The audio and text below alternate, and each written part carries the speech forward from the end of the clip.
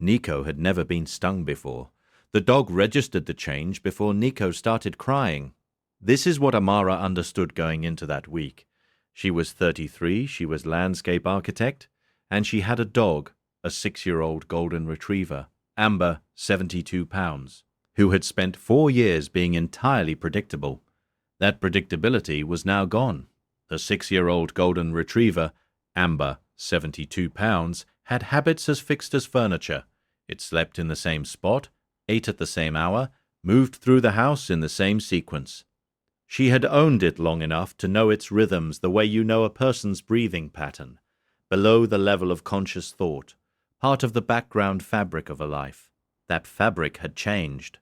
Amara could not yet say how, but something in the house felt differently weighted on the side where the dog was. The 23-month-old, Nico, was in the house. That fact did not change Amara's reading. It should have. Chris looked at the dog and said, "Probably just a phase." Amara nodded. Both of them were wrong in the particular way people are wrong when they have already decided. On the first day, Amara noticed but filed it away. It was unusual, not alarming. The dog had earned the benefit of the doubt over 4 years. On the second day, the behavior returned, more specific. Same location or same body orientation or same object fixation, Amara applied a professional framework. She was landscape architect. She had frameworks for this. On the third day, Amara tried to redirect. The dog could not be redirected. On the fifth day, Amara physically separated it from whatever it was fixating on. It returned within 4 minutes. On the sixth day, when Amara kept it in a different room, it began making a sound it had never made before. Not distress, not play, but something older and more deliberate. That was the sound Amara could not classify. And because she could not classify it, she made a note, that note written at the bottom of a grocery list, and then transferred to her phone, had a timestamp that would later matter. The behavior escalated. Each new day added 1 layer of intensity. The dog was not asking. It was telling.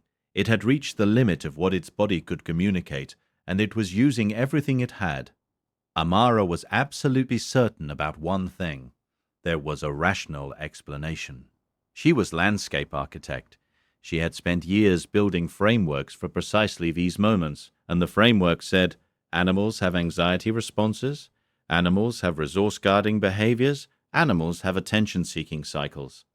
The framework was reliable. The framework had been right before. The framework was wrong. What the framework could not account for was the thing that had no visible symptom, no apparent trigger, no surface-level evidence that anything was wrong. What the dog was registering, through the 60 million scent receptors in its nose, through the vibration sensitivity in its paws, through the biochemical literacy that had been built into that species over 40,000 years of living alongside human beings, was happening below the threshold of everything Amara had been trained to detect.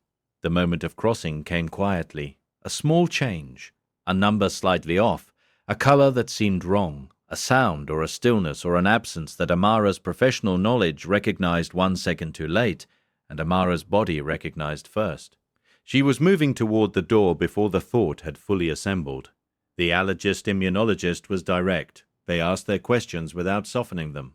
When they had the answers, they used the language of their profession, which is a language built around precision and time. They said, anaphylaxis in a child this size without epi that fast. They did not finish. They did not need to. If you stay for stories about what animals sense before we do, you're in the right place. Subscribe so you don't miss the next one. Amara sat with what the allergist-immunologist had said. She sat with it the way you sit with something that rearranges the furniture inside your certainty. The licking of the sting site, not comfort, the pawing at Nico's foot. Locate and alert. She had categorized incorrectly all of it. Every signal, every repeated behavior, every escalation. She had used every professional tool available and had still been looking at the wrong question. The dog had been looking at the right one. Has your pet ever done something that made no sense until it was the only thing that did? Tell us in the comments. These stories deserve to be heard. The dog returned to its normal life within a week. Its regular spot, its regular habits, its regular morning sequence through the house. No performance, No aftermath, just the quiet resumption of being exactly what it had always been. Amara watched it settle back into its routine and thought about the precision of what it had done. Not because it had understood the outcome. It had not understood the outcome. It had understood that something was wrong, and it had been physically incapable of stopping until someone else understood that too. If stories like this matter to you, subscribe so you never miss the next one. There is a kind of loyalty that does not require language or diagnosis or the ability to explain itself. It only requires that the animal keep pointing at the thing that matters, for as long as pointing takes, until someone finally looks.